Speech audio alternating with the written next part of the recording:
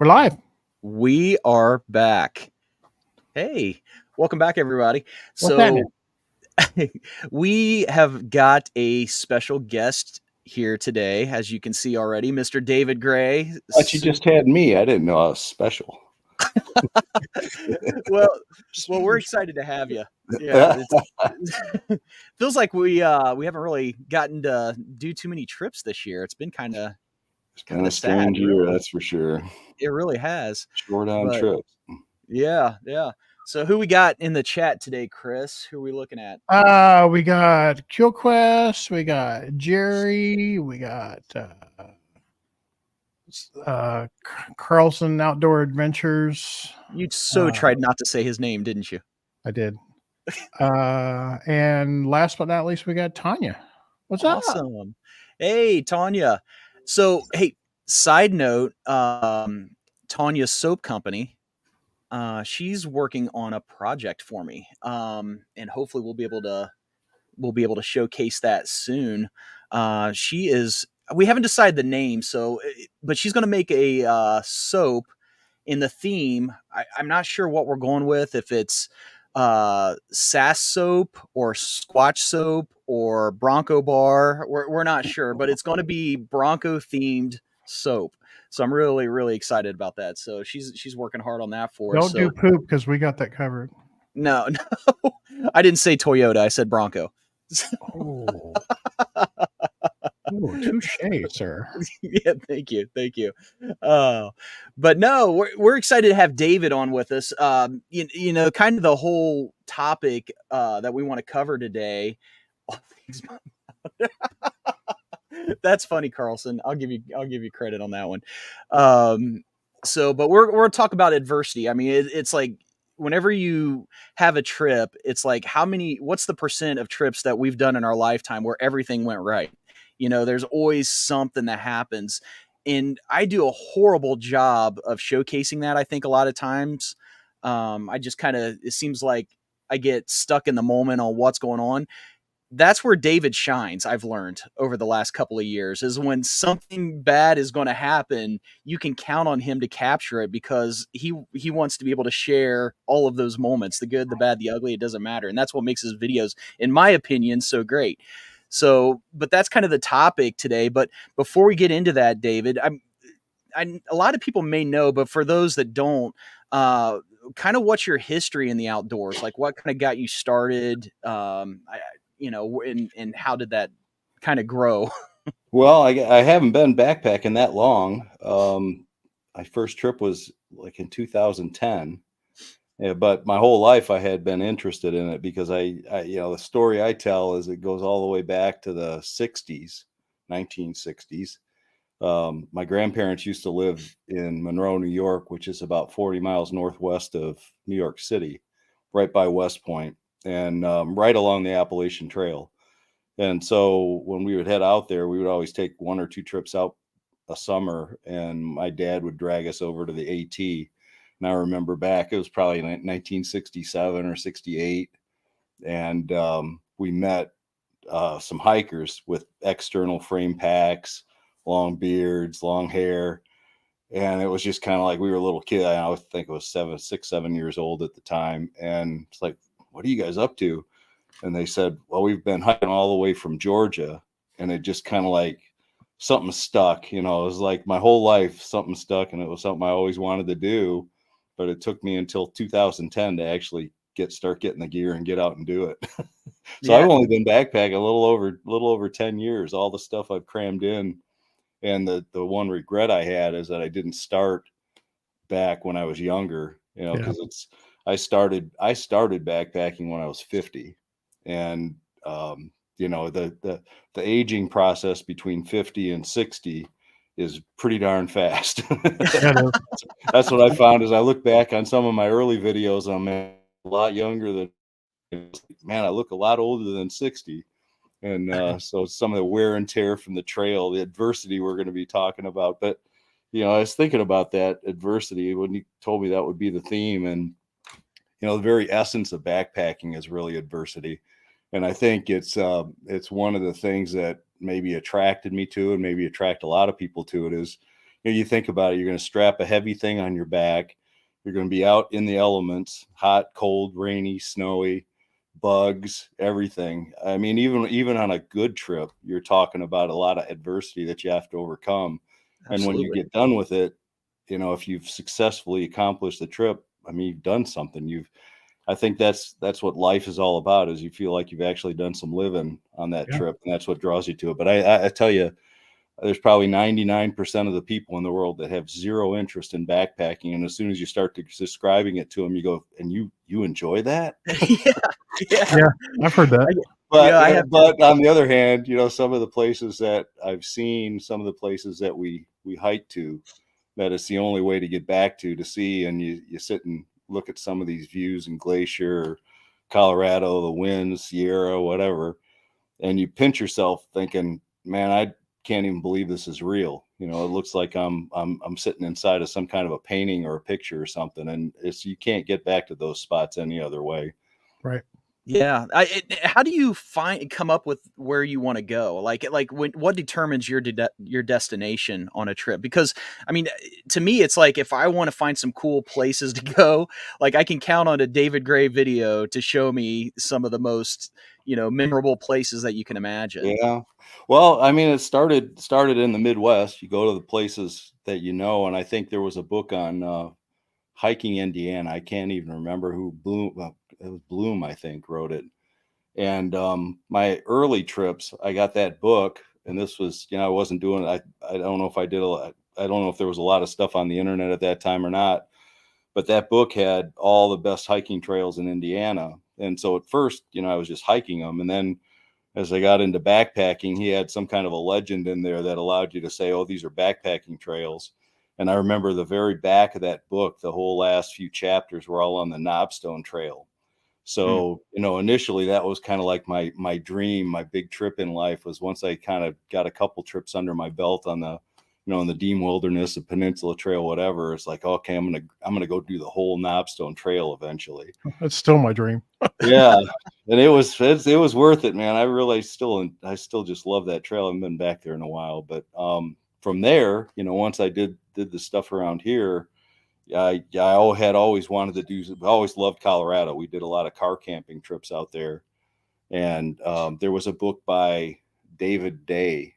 I think it's called Colorado's Amazing Backcountry Trails or something. And a lot of the hikes that I did were from that book, because he would rate. He had hiked every trail there was, backpacking trail in Indiana or in Colorado, and he had rated them. And so, I looked at all the 5-star rated ones. And if you go look at my videos, look at his book, you'll see they're all the 5-star rated videos, the Holy Cross Wilderness and the CDT Loop in Rocky Mountain National Park and the 4-Pass Loop in Aspen, all those.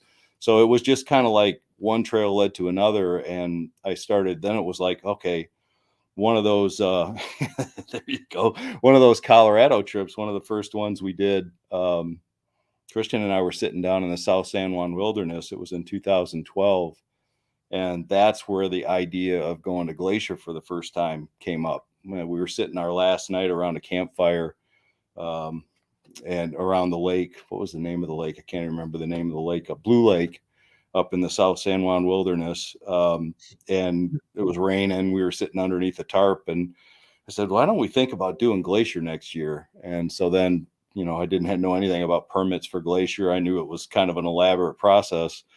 At that time, it wasn't on the internet. You actually had to send them in a letter with your permit application and your check. And so I did it, and kind of waited, and we ended up getting a permit for Glacier in 2013. And then we went back in 2014, and then 2015, now it's like, okay, now I want to do the Sierra in California.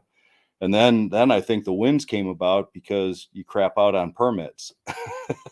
Yeah. So I put in Yeah. all the permits, didn't get anything. It's like, well, where can I go without a permit? And I happened to have met Travis, and he had been out to the winds a few times. He goes, hey, you don't need a permit in the winds. So off to the winds we went in 2000. I don't even know, 18 maybe was the first one out there.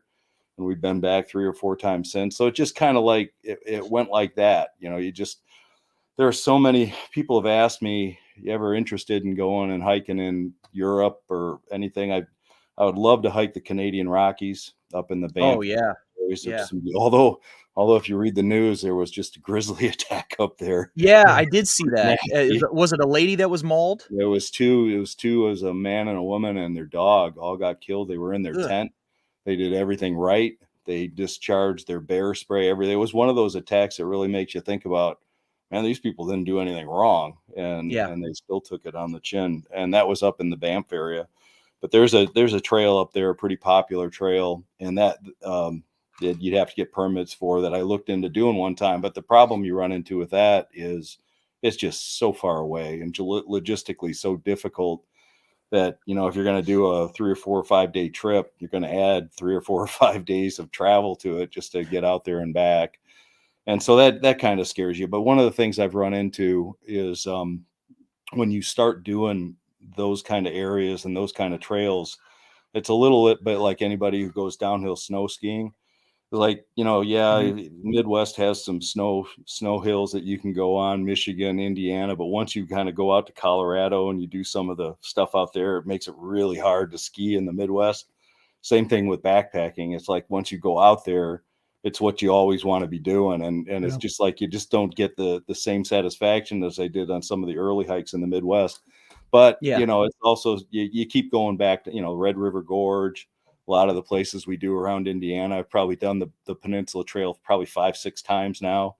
So you Yeah. keep going back because it's in your backyard, but it's just kind of like you're always dreaming about. Remember when I would do those trails, the first few hikes I did, I'd be sitting around the campfire like on Lake Monroe Peninsula Trail, and I'd be dreaming about, God, I wonder what this would be like going, you know, being out in the mountains of Colorado or whatever. And at that time, I had no idea what it would be like. And now you can kind of think back and remember all of those trips that you've done. So you said you were on the Blue Lake Trail when you decided to do Glacier. Is that the one that has the 3 glacier lakes, the Blue Lakes Trail in near Telluride? Probably. Yeah, I can't even remember all the lakes. It was so long ago.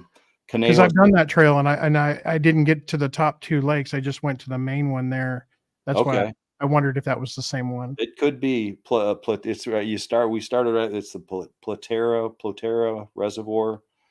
Platero. I can't remember the name of it, but we started. There's a trailhead there, kind of up long drive in on a forest road, and then you kind of go up the hill from there. Yeah. But it's right on the Continental Divide Trail.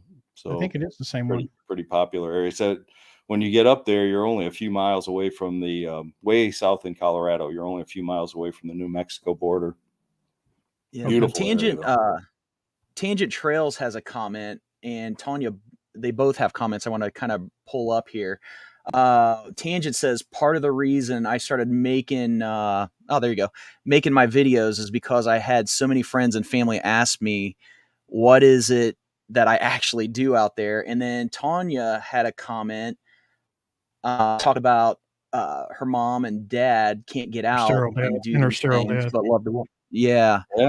Well, that's exactly why I started doing the videos. It wasn't, at that time, YouTube was more like a, you know, it wasn't really like it is today. It was more just a place to store videos like Flickr with pictures.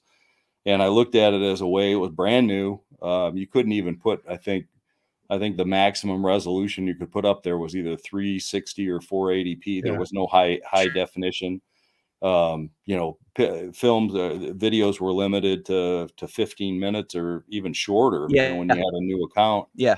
But I started doing it as a way to share the trips, you know, like a family trip video kind of thing. So I could share it with my family and specifically my dad. My dad's older and he was really interested in it. And he's the one who actually turned me on, would take me out on the Appalachian Trail. And so I did it as a way to be able to share the videos with him easily, because I could just send him, he lived up in Michigan, I could just send him the link and he could pull it up. So that's the way it started. And it wasn't until I never even thought, I never crossed my mind that anybody else would ever look at it.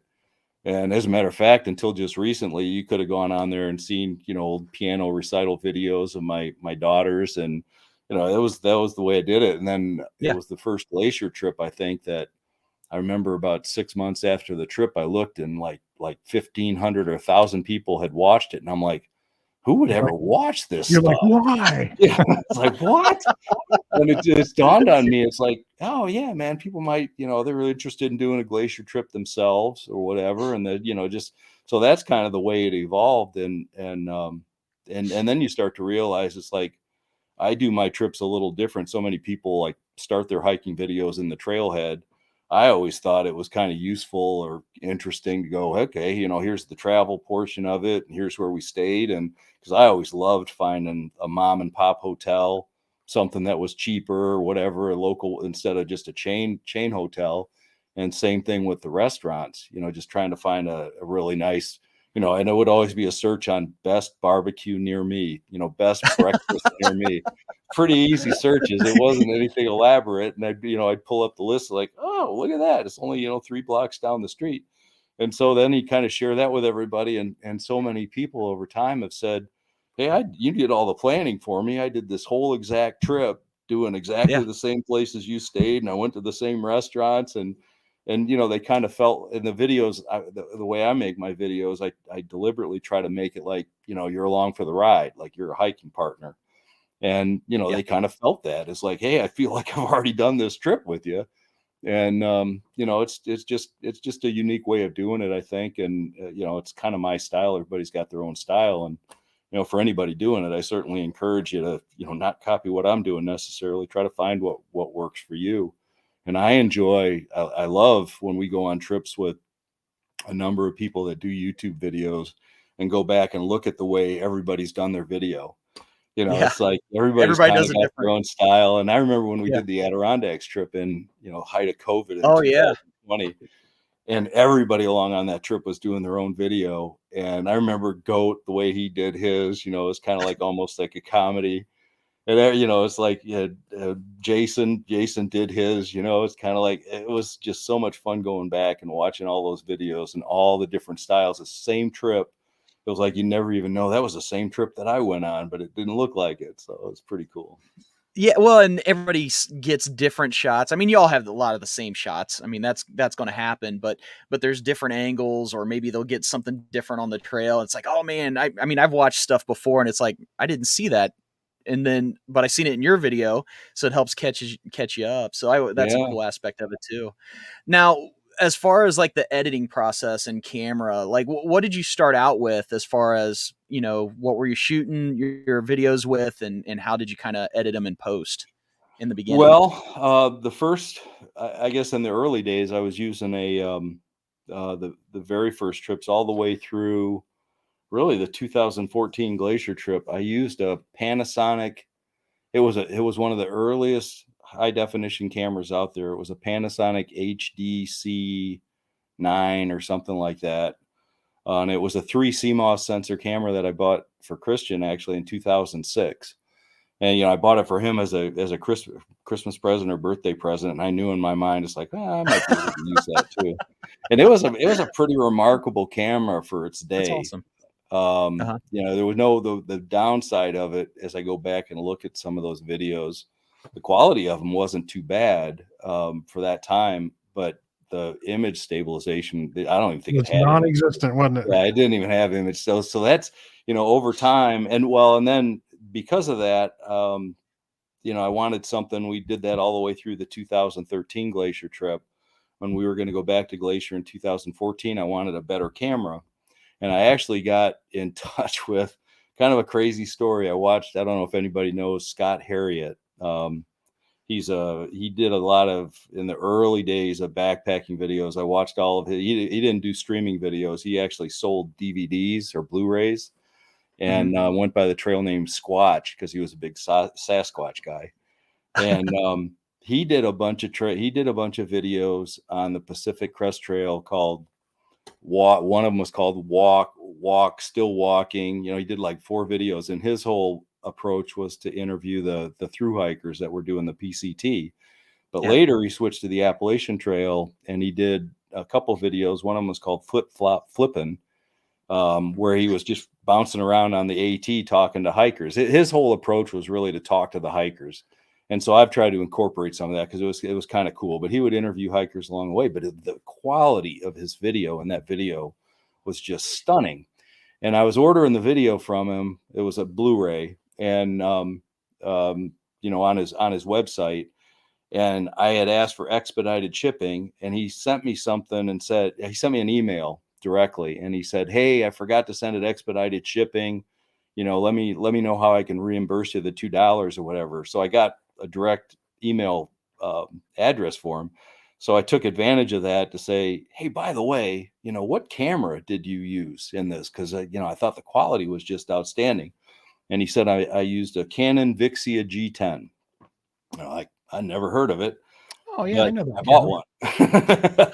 one. And he said it's the most remarkable camera for doing, you know, vlogging, you know, or backpacking videos on the trail, because not too heavy.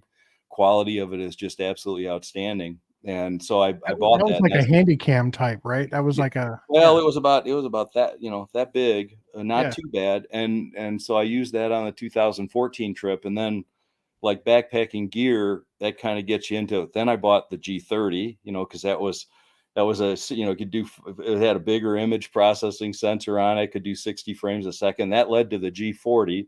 So now I have a G10, a G30, and a G40, none of which I really use unless I'm doing, because then I wanted to graduate to 4K. You know, none of those were 4K cameras, and I wasn't really happy. I wanted, once I kind of moved past, because at that time, at the end, when I was using the G40, it was a phenomenal camera, but it didn't do 4K. And this was like the last trips I took used that camera with were like the 2018. So the start of the 2019, I switched over to 4K, and I got a Nikon Z6. So I wanted, my motivation was, I wanted one camera that would do a fantastic job of 4K video and also do the still pictures. Yeah. And so at the time, you know, I had a whole $20,000 worth of Nikon lenses, and so I didn't want to switch. I also looked at the Sony Alpha series, really caught my mind, but I would have had to start over again with all the, you know, if you really get into serious photography, you start to realize cameras are expensive, lenses are really expensive, and especially when you start collecting them. So I already had this whole family of Nikon lenses, and they had an adapter that allowed you to use their older mount lenses on the Z series. But then what was interesting about that in 2019, when you start using a DSLR for video, it's a pretty steep learning curve. I liken it to the Z6 is like driving a Formula One race car with that kind of capability, horsepower and everything, but driving it with strings like you have on a bobsled. So it's like, there's no, you know, everything about it is manual control. And I mean, they do not make it easy none of it's like real easy. You got to learn all the settings. You got to get it set up just right. So that took a little time. So it's interesting to look at some of my old, like early 2019 videos with that camera. When I first started using it, it was pretty awful.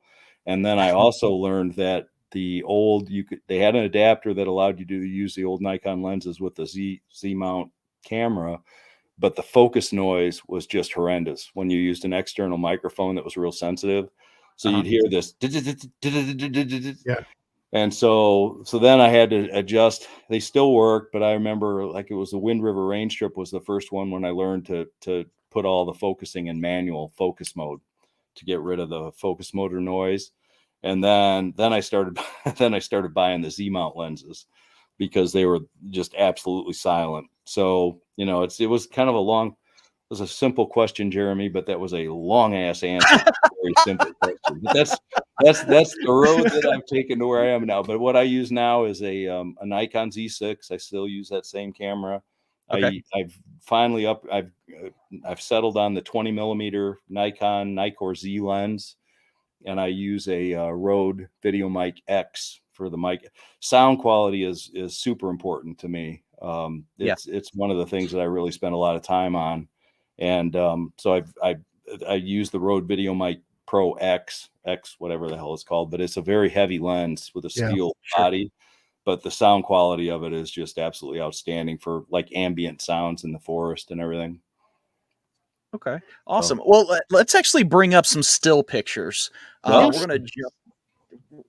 Yeah, we're going to jump to that here real quick. If you bring up the first one, and these are some of the pictures that I absolutely love. Um, and I just kind of want you to talk about, maybe see where that spot was, the history behind it, and just what kind of drove your eye to shoot that shot. So I don't know, does Well, this one look familiar? this was in the Sierra Nevada. I think it was 2015, September of 2015.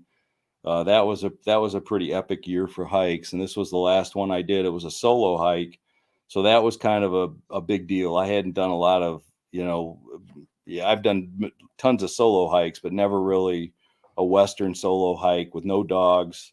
Campfires weren't allowed in this whole area. So you didn't have any distractions, like the nature TV with a fire that you could play with all night long. I didn't have the dogs to keep me company. So this was kind of a big deal. This was my campsite on the second night. I did a loop that started out of the Agnew Meadow trailhead just up the road from Mammoth Lakes, California, kind of on the east side of the Sierra Nevada. And I had deliberately planned to stay at Adiza Lake the first night, Garnett Lake the second night, which is what this picture is, and then Thousand Island Lake the third night, because those are John Muir, who was one of the guys. This is actually in the John Muir Wilderness, and he's one of the guys that's famous for all the exploring he did back in the Sierra Nevada. There's a famous saying that he said, of all the lakes in the Sierra Nevada, I consider Adiza Lake to be the most beautiful. And so I decided to stay there. And then Garnett Lake was also just absolutely gorgeous. And the mountains you see in the background are Banner, and everybody calls them Banner and Ritter. It's Mount Ritter and Banner Peak, or the other way around. I can never remember. But they just dominate everything the entire time that you're doing this hike, and all the lighting on it. The lighting here is kind of like shadowed, but then in the morning I've got a really cool picture, the same picture, but with the sun kind of casting on it in the morning with this kind of like orange glow. Oh, So wow. you could just sit and watch, all day long. But what's interesting about this campsite is one of the things I knew about Garnett Lake. They said, just keep going further back towards Banner and Ritter, and you'll just keep finding better campsites. And the trail is probably from this campsite back to the John Muir Trail is probably a good, I don't know, 3/4 of a mile or so. That's how far I had to hike into here.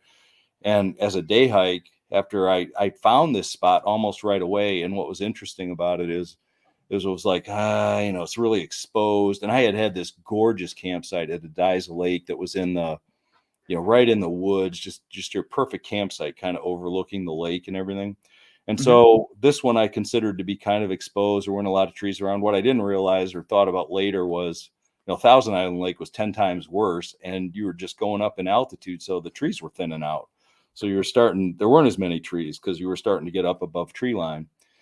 So I found this spot, I rejected it, and I kept going looking for a better spot, and I never really found anything I liked better. So I ended up going back to it, and I probably have 5 or 6 or 7 of some of the best pictures I ever took from this particular spot. As a matter of fact, if you look in the background right here, that's the same spot. This is my bedroom. I didn't hang this for this show. So what hangs above my bed is not that same picture, but one that was a little closer. You won't see my tent in the one behind me, but I took the one right kind of down. It's kind of hard to see in this picture, but my tent's down in the shade down there. Yeah. And I took that picture that hangs on the wall in the background just to the right of my tent. And I actually cropped out the tent. Just, you could actually see a little bit of the tent. I cropped it out so you can't see it in the picture behind me, but that's the same scene. And I just sat there. You could just sit there and entertain yourself. I mean, it would have been nice to have a fire and sit and look at the scene, but the light out in the Sierra Nevada just changes constantly. And it's just, and actually Ansel Adams called it the range of light. It's just like Yosemite and the range of light. There's a book actually over here on this. I'm backwards. This side over here on this shelf is I'll get it for you. What I like about this is that it right there. Wow. That's the book that kind of hangs around in my bedroom, and that's that area. Just absolutely gorgeous, the most beautiful. I mean, kind of hard to beat Glacier in terms of just absolute stunning scenery, but man, it's hard to beat the Sierra Nevada. Yeah. I haven't gotten back. That was the one hike I've done there. Every year, you guys talk about doing the John Muir Trail, and every year I put in for a permit, and every single year I've gotten one, and I've never gone back to use it because of either logistics didn't work out. This year, 2023, I actually got the best permit I've ever gotten. It was kind of what they call the golden ticket permit, starting at Happy Isle in Yosemite Valley and Donahue Pass eligible. So anybody who's tried to get a John Muir Trail kind of know it's like, oh man, that's the dream ticket. And it started like September 5th, I think it was. So it was about when I did this trip, actually. Just absolutely gorgeous time. The only thing you really have to worry about in the Sierra Nevada, really any place out west in the late August, September timeframe, is fires. Yeah. There's hardly been any trip I've taken out there in that time frame that wasn't affected in some way by fire. And this trip, actually, the only reason it even happened was I had a permit that year for the Ray Lakes Loop. Anybody who kind of knows about that area, if you do a Google search, and this is actually how I found the loop, best 4-day loop hikes in the world or something like that. And the Ray Lakes Loop kind of came up. The Wonderland Trail was up there, as kind of the number one loop hike that you can do. It's not 4 days, well, at least for me. But the Ray Lakes Loop's about a 45-mile loop, and you can do it in 4 days, and it's just absolutely stunning and gorgeous. Problem was there was a forest fire that year parked right on top of it. And oh my gosh. in fact, where the trailhead is kind of like up at the end of a road, up in the mountains, and the fire had crossed the road that year. This was 2015. You can go back and look up that fire, and they had to evacuate people from the village where the trailhead was that you start the loop. And that happened. I didn't really know about it. I hadn't been following forest fires that year, but I got an email from the Forest Service going, by the way, your hike is no longer feasible. Oh so my we gosh. recommend you do something different. They canceled my permit. And I'm like, this was like a week before I went out there, had the airline tickets, everything. It's like, holy crap. So I found, as an alternative, I found the Ansel Adams Wilderness, and I can't say it was disappointing. That's for sure. It was an absolutely incredible hike. Absolutely beautiful. Well, let's So get that's the long story on that picture. No, that's fine. Let's go to number 2. We'll probably do the next 2 and 3. But this one I was very interested in kind of the this history. This wasn't a backpacking trip. This was actually one of the Colorado car camping trips that we did with the family before predating backpacking. I think this was probably 2007 or so, maybe. This is the Marble Mill. And it's there's a little town called Marble. We were staying at a campsite that I found in another great book, best 100 best campsites in Colorado. Another great one. I don't know if it's still published, but that's it's not a backpacking book. It's more of a car camping book. But if you're into like primitive campsites, we found just a ton of phenomenal primitive campsites. Some of the ones you and I stayed at last year, Jeremy. Yeah. Came, South Mineral, and some of the other ones came from that book. But we had found the Bogan Flats campground, which was just down the road from Marble, Colorado. And you could, beyond Marble, you could drive up to Marble. It was a cool little town, kind of up in the mountains of Colorado. They had a little, kind of country store type thing there. And it's called Marble because there's marble all over the place. It's just like everywhere on the side of the road, little slabs of marble. And the kids would just love it. They'd be grabbing these, big, heavy chunks of marble to play with around the campsite. But from there, it became a Jeep road, which you would love. And so we went up as far as we could go. We didn't have a 4-wheel drive. We had a 4-wheel drive, but it wasn't really what like your Bronco. So we only made it up so far. And then it was about maybe a 4-mile hike from where we stopped over to the mill. And got all of these. They say, I don't know if it's true or not, but they say the Marble Mill is the most photographed spot in all of Colorado. Just an absolutely gorgeous spot, and you can get great pictures from everywhere.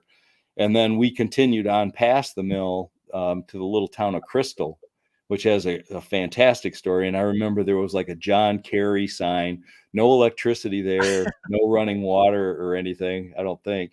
No, there's no running water. And they had a little store there. I remember there was a John Kerry sign in the door that kind of tells you when the time, election sign. Sure. And they had a little store there. And I took this picture of a sign that said, drinks are in the ditch across the street. And so they had put the pop in the stream kind of across the street that served as their refrigerator to keep the drinks. They had a little picnic table out there, and we had lunch with the kids, and the kids were like really, really little. So we had to drag them. That was a pretty long hike for the kids. So I remember we were carrying a lot of kids on the way back. That's awesome. All right. Next one, Chris, you want to hit number 3? Yeah. By the way, I've just looked up the Ray Lakes Loop, and it's actually closed. Really? They have damaged to the I guess the roads that go to it.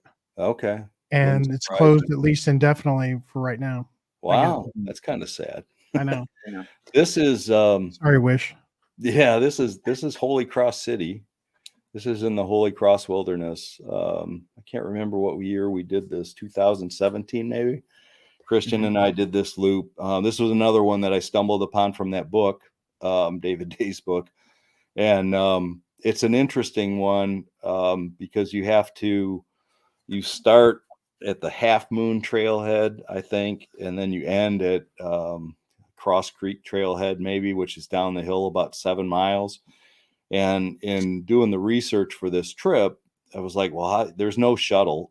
So you go up, and we only had one car. Christian and I were driving together. So I had read stories about people who tried to figure out how to get from one trailhead to the other. And a few people actually literally had to walk the whole thing, 7 miles up, 2,000 foot elevation gain up to the top of the hill. And so I was prepared to do that. We had both dogs with us on this hike. And so parked our car I took him up. I took Christian and the dogs up to Half Moon Trailhead, dropped them off. And then I drove the car back down to where we were going to end the hike and started hitchhiking. And it's all in this video, but it's, I didn't know what to expect. So I started walking up the hill. I didn't know if I was going to have to walk all the way or part of the way or whatever. And I ended up getting 2 separate rides that got me all the way back up to the top. And then the Holy Cross Wilderness, we stayed the first night at Lake Constantine. The second night was at Hunky Dory Lake. And then this was on the third, awesome lake. And this was on the third day, about an hour or two into the hike on the third day, you come across this scene, which we knew of. It's a really famous area, and took this picture. It was kind of like an old mining town. I remember Jeremy or Jason and there was a whole group of them that did this same hike a couple years ago. Oh yeah, Jason Waugh, I believe, and Jeremiah. And they couldn't make it over the pass. There's a pass you have to go over. There's 2 passes you go over on this hike, and they couldn't make it over Fancy Pass because of all the snow that was still up there. And that's still one of the steepest climbs to a pass I've ever done.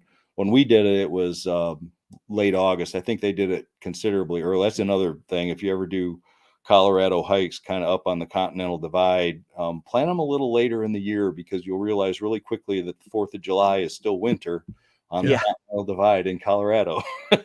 So we did learn that one the hard way on our first trip we ever did in Colorado. But after that, I started planning trips like around the end of July or even into August, which was usually pretty fine.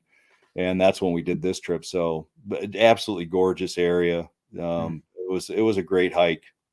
It was, I remember we ran into some problems after we went over Fancy Pass, it wasn't too long after this picture was taken. We started looking for a campsite, and you're kind of up above tree line and heading down the Cross Creek Valley, I think it's called, and could not find a campsite. And we were done. I mean, we had gone over the pass, we had hiked, it had been a long day. And we were ready to be done, and the thunderstorms were rolling in. You could hear the thunder, the thunder was coming, and lightning was coming. And it was like, man, we just wanted to be in camp. And I remember it was one of those, talk about adversity. it was one of those ones where you just had, we tried to set up camp one time and these huge gusts of wind came in. It was an exposed campsite, kind of blew everything away. It was like, this is not going to work. We kept walking and it was like we were in zombie mode, and just I've been there. just got to suck it up and just keep going and put the brain in neutral, or it's just going to be absolutely miserable. And like they say, the trail provides. And I remember we got to this one spot. I'd pretty much, I mean, we just had to keep walking to find a site. And I remember looking up to my left and it's like, man, that looks like a flat spot up that hill a little bit. And I wandered up off the trail about 50 yards left of the trail. And there was like the most perfect campsite nestled in amongst these pine trees. And so we had shelter. We had, there was a log there that we could sit on. And it was like, and we got the tarp set up and immediately the thunderstorms came in. We had a fire there and you're just sitting under the tarp dry while the thunder and lightning is going on around you. And you had a fire to keep you warm. And it was like one of those moments where it's just like really doesn't get a whole heck of, the emotional roller coaster that you go through when you're backpacking. It doesn't get a whole lot better than that. That's awesome. Well, we got one more picture and this one actually, if we can get through this one real quick, this one is probably one of my favorites that I've seen. Okay. And I don't know anything about the area, so I'm curious to hear about it. This is an interesting one. That's me. Christian took this picture from inside the Ptarmigan Tunnel in Glacier. So there's a really famous loop up there. This is what we did. This was on the 2013 hike. And we got, as I found out in hindsight, exceptionally lucky that we got this permit. This is what's called, a lot of people call it the Great Northern Loop or the Northern Circle or whatever. It's about a 52-mile hike, I think. We did it in 4 days back then. I probably wouldn't be able to do it in 4 days now, because every day you were tackling some sort of a 2,500 foot climb up to whatever. But this is right before we were almost finished, and so this was on the very last day. The hike starts out of the Many Glacier area on the northeast corner of Glacier National Park, where we did the hike last year, actually. Mm-hmm. And so we had parked at the Swift Current Motor Inn, which is at the end of the road beyond Many Glacier, kind of down this valley. And you go down, you park there, you end there. So the first day we went up, you go to the end of the Swift Current Valley or whatever it is, and you go up. Basically, you get to the end of this canyon that just stops, and it's like, man, where's the trail go? And you realize the trail goes straight up the cliff. And so the end of the first day with super heavy packs, you have to do this 2,500 foot climb up this cliff to get to the Granite Park Chalet area. We stayed in the Granite Park campground the first night, then the 50 Mountain campsite the second night, and then Stony Indian, which was a really, really tough.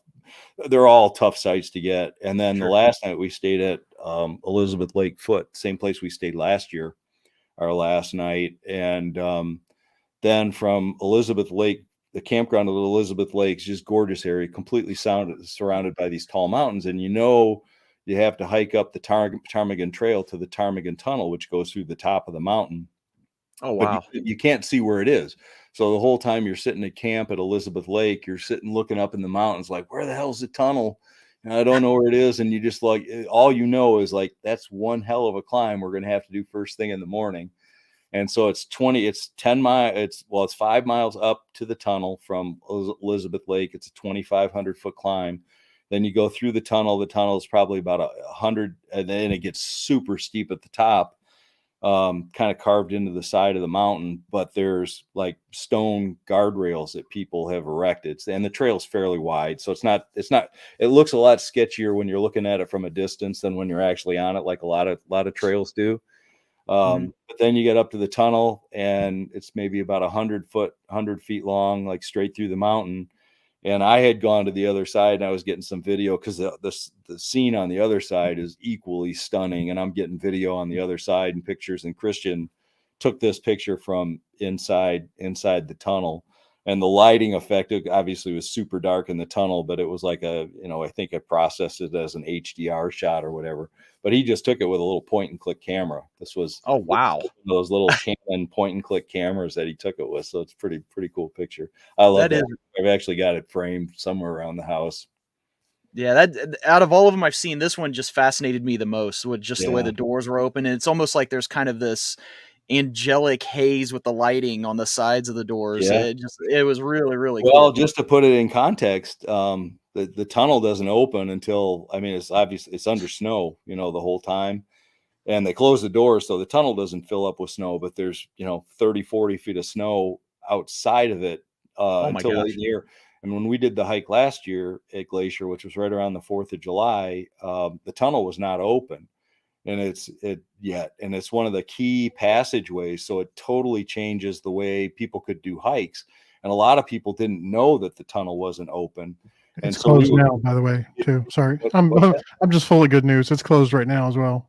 Nice. But we would run into people that were planning it. I mean, we knew the tunnel was closed and it didn't affect our hike because we weren't planning on going up there. But it was in that area. It's a main passageway to get from point A to point B. And if you can't go through the tunnel, it can mean 25 miles around the mountain, different direction. And Wow. we were running into one group after another that was planning on going up through the tunnel. And it's like, oh, bad news for you guys. I think we finally stopped telling them because we couldn't stand the disappointment. It's like, well, they'll figure it out eventually. So, but it was like we'd tell them and then they'd go, well, what are our options? And we'd pull out the map and you'd just see you just like crush their will to survive. It's like, well, you can do this 25 miles that we just did over the last 2 days. That's really the best option. And it was like, oh, that sucks. And then they'd be off permit and everything too, which is always kind of stressful, but yeah. Well, that's the Ptarmigan Tunnel and Glacier. That's awesome. Thanks for bringing those up, Chris. Now, one of the things I know we're kind of getting a little closer. Are you in a hurry? You got a few extra minutes if we run a little over? Okay. Yeah. All right, cool. So one of the things that I think everybody loves about you is the fact that you don't miss the shot of any type of adversity. I mean, I talked about this on my last trip when I was up on Red Cone. I was like in a kind of a rough situation. I didn't get the shot. I kind of wish I would have, just because I went through that and I want everybody else to see that. That's never a problem with you. Your camera's always running and you always seem to capture that moment. And it's almost in a way to document it or to completely tell your story the way it was. And I think that's one of the things I find so fascinating with your videos. I've got some of my favorite moments ready to be brought up here. Oh, this should be fun. So we'll try to go through them fairly quickly, okay. but let's start with number one. Chris, if you can bring up that video clip. Okay, you ready? Great hat, by the way. All right, here we go. Well, Chris, come on. My head. I don't know if that camera can pick up all of these mosquitoes, but I'm seriously concerned about mixing some mosquitoes in with the ground. You will eat the bugs. The fact that you can see them in that video. Oh yeah, this was the winds. Dunkin' Donuts coffee. Start of day number 2 in the Wind River Range. Spectacularly beautiful, great weather. A little buggy. Am I going to drink it? With just a touch of mosquito in that coffee. Yeah, that's you talk about adversity, and there's certain trips. This was the trip that set the standard for mosquitoes. Yeah. There was for me. So it's like you go through a trip like that where, I mean, you almost have to laugh. There are so many mosquitoes, and you just get used to the fact that you're going to be surrounded by 10,000 mosquitoes and the sound of bzzz. And you had to cover every inch of skin, head net on the whole time, which kind of sucks if you've ever had to do that for extended period of times. But after a while, you just kind of accept it as either that or you're just going to be totally miserable.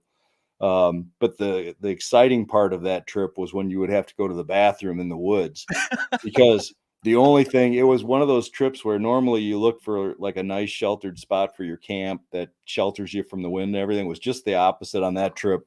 We tried to find the place that had the absolute maximum amount of breeze coming through, to kind of keep the critters at bay. But in the morning time was the worst because the wind would die down. We wouldn't have the fire going yet, so there was no help from any of the smoke from the campfire to keep the bugs away. And then when you went into the woods, which is where they were really like all over the place, and you almost have to start laughing because it's like, this is not going to be a good experience. Never done my morning duty so fast in my life. Oh, I bet. But it's like the thing that a trip like that does, if you've ever been through something like that, is every other trip after that you compare it against.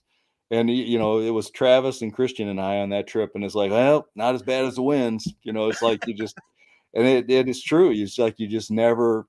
There wasn't anything that's ever been close to that. A few things, maybe some of them, a few trips have been a little bit close, but it's like you just never look at it the same way, and never bothers you again because you survived it somehow. Yeah. Oh, that's great. So let's bring up number 2.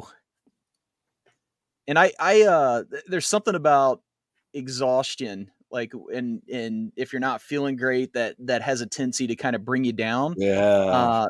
This one was almost a little concerning as you see the video, so you make it through it, but yeah, and you tend you talk about me. This was I don't know if you're going to show any video here, but yeah. Incredible. Okay. I am really not feeling well, really lightheaded and wobbly, but at this point I just got to keep going. I'm almost to the pass, I think. Just got to get down. That makes me dizzy. Well, this was a solo trip. This was on the Continental Divide Trail. There's a loop that goes out of Grand Lake, just absolutely gorgeous hike. But there's a traverse. You go over what's called the Bighorn Flats at the top of it, which is at about 12,000 to 12,500 feet. So it's real high, and it's totally exposed. And I was lucky. I remember when I was my main concern crossing it, because it's about 7 miles to go across the really exposed spot. And the cool thing, the eye-opening thing is there's a rock with a plaque on each end of the traverse, and it says "Mountains Don't Care." And so it's got this thing on there that's going, you're about to enter this totally exposed region, that people have died from lightning and whatever. It's that gets your attention. And there's one on each end of it. And it was really, I was lucky because the weather was perfect when I did it. Other people, this was in September, and just before that, monsoon season in Colorado was kind of like, I was just past what they consider to be monsoon season, which is when they start getting the reliable afternoon thunderstorm. And when I picked up my permit in Grand Lake, the ranger had done one of these. He said, if you get up there, he said the storms have been rolling in every afternoon, about 1 o'clock, 2 o'clock. And they've been pretty bad. He said, so if you find yourself, he said, I recommend you get a really early start. And if you find yourself up there and the storms are, and he does one of these, you might want to, I remember, I'll never forget that when he's giving me, you might want to. Oh, that's fantastic. Like, I'll remember that. Now, I got lucky. The weather never got bad at all. But what I did get was, it was cold. It was probably in the, low 40s, and it was about a 40-mile-an-hour wind, steady, like you get on a mountain pass. So it's essentially like a mountain pass, the whole area. And it was just howling. And the remarkable thing about that video clip is that I have a dead kitty, a furry windbreak that I put on top of the microphone. It did a remarkable job of cutting the wind it sounds noise, like it. because I could barely hear myself talking. It was so windy when that was going on. But I ended up, because I was by myself, it was a really kind of one of those things that wigs you out just from a terrain standpoint. Never saw another person the whole time.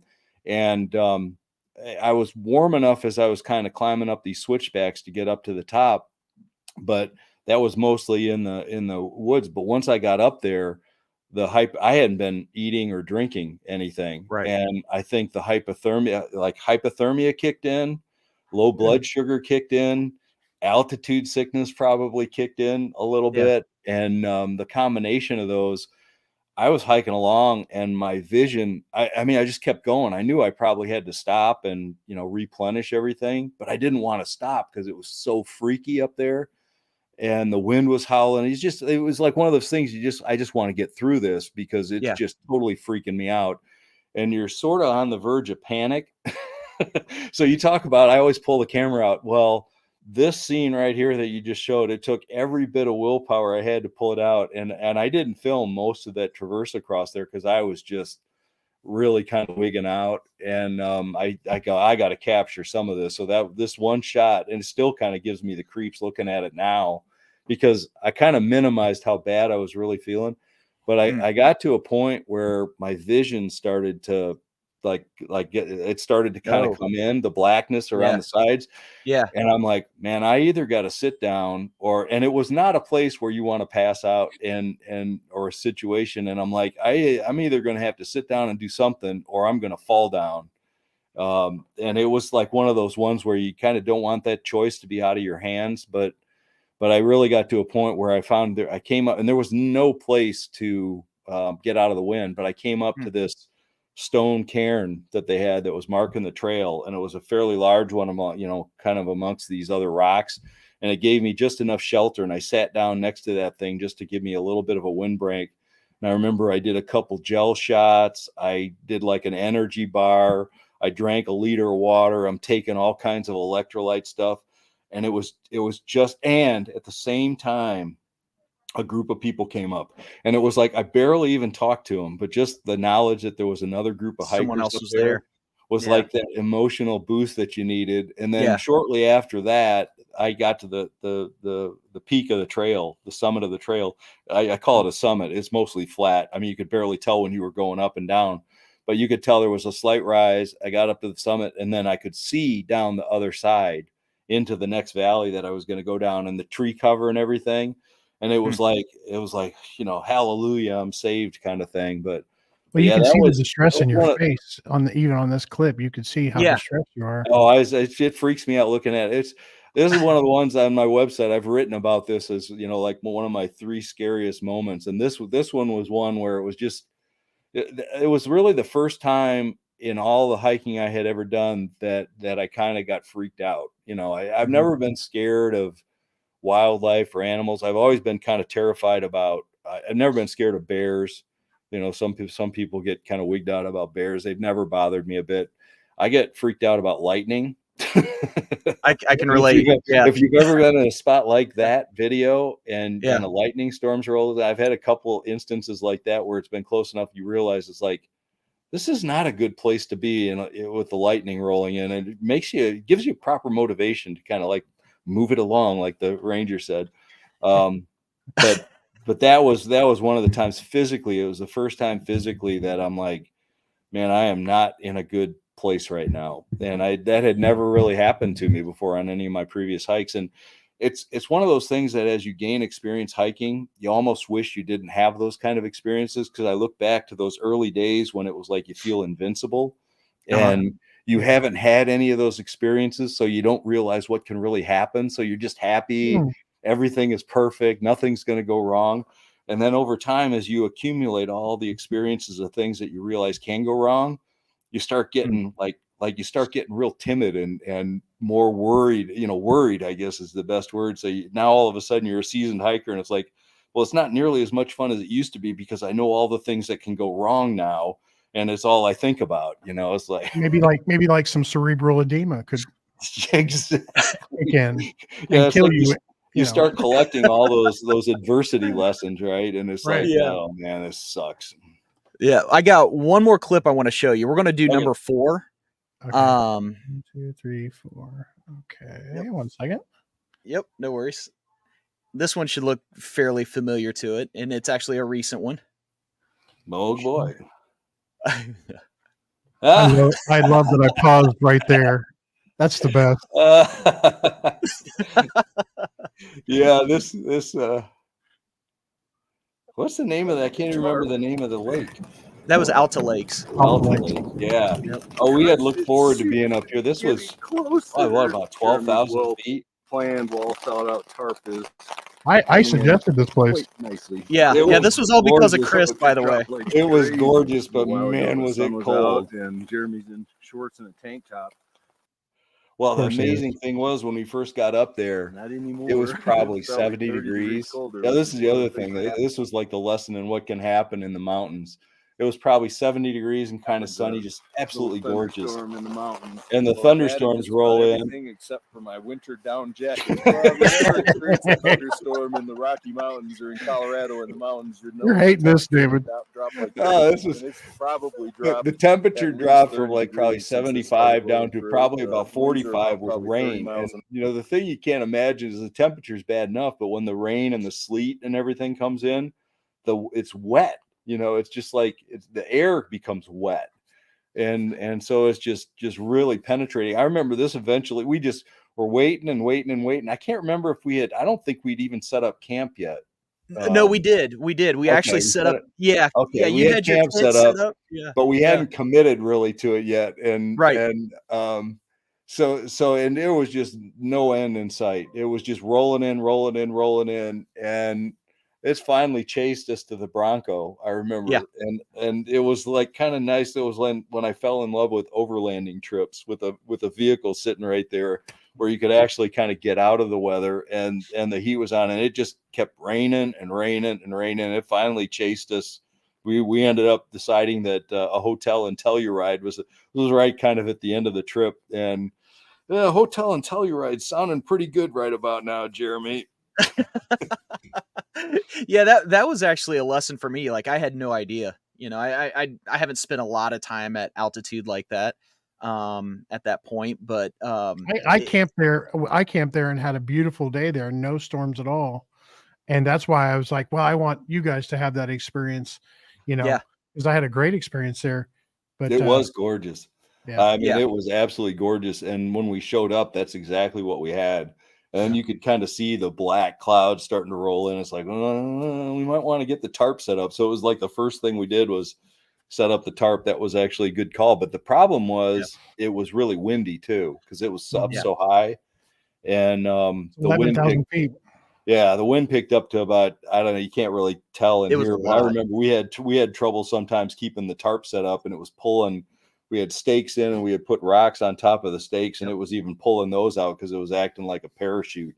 So you had this, 40-degree wet, sleety weather that was just like flying right through our camp, and finally chased us into the Bronco.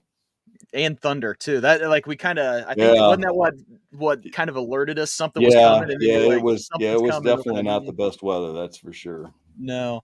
Well, David, thanks so much for coming on. This is you're an absolute national treasure. I mean, the fact that we can talk about, hikes and trips that you did, 10 years ago or 7 years ago, and the amount of detail that you remember on those is just, it astonishes me. And I always look forward to getting to share a campfire with you, to hear these stories. And it's there's an nothing absolute better. pleasure.